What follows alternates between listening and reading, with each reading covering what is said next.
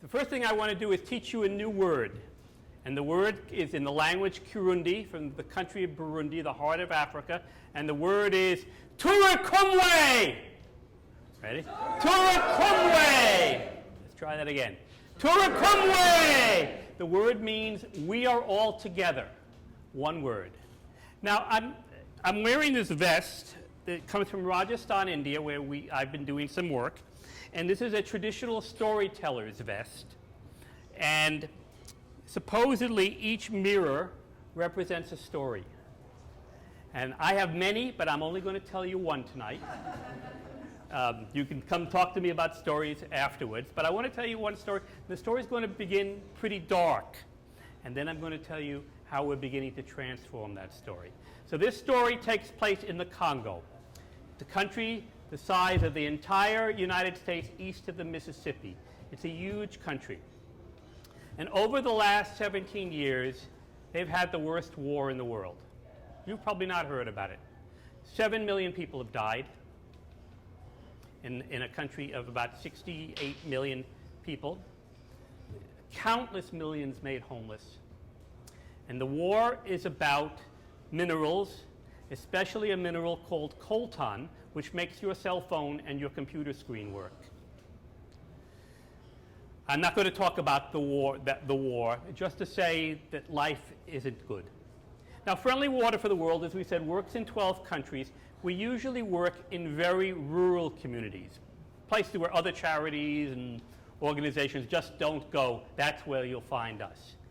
But we were presented with a particular challenge in this northeastern part of the Congo, a city called Goma. And now I want to tell you about Goma.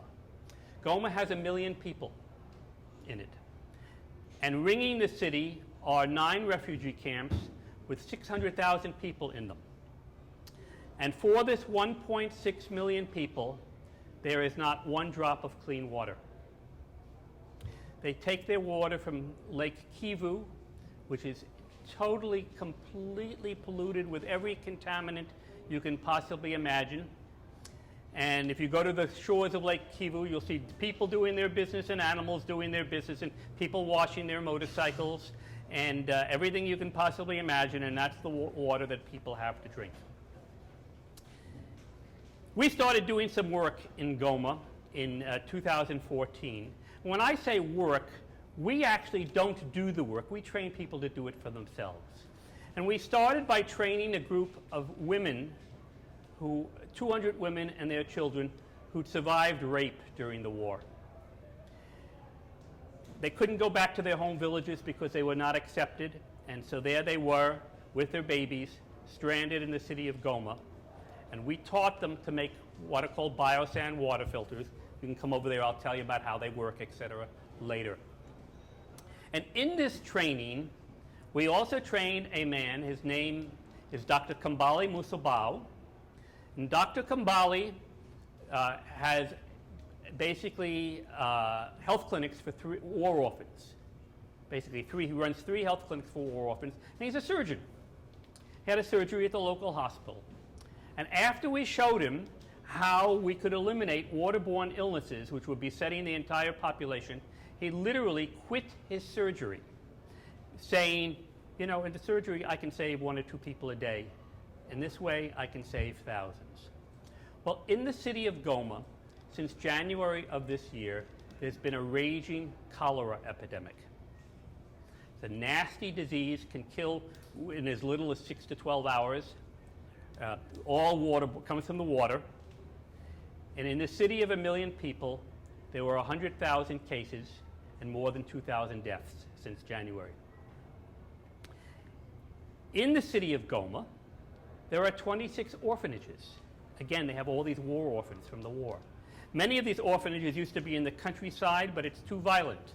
And they brought them into the city in terrible, terrible conditions.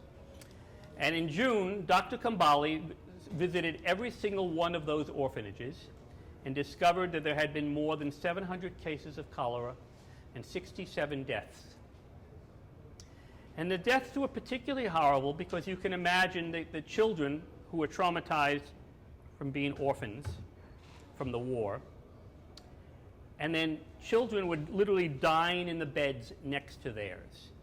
The orphanages couldn't afford hospitalizations. They couldn't afford medications. And in many cases, they couldn't even afford coffins. But he also discovered something interesting. We had already these women I spoke about, had put biosand filters in 5 orphanages. And he discovered that in those 5 orphanages, there was not a single case of cholera.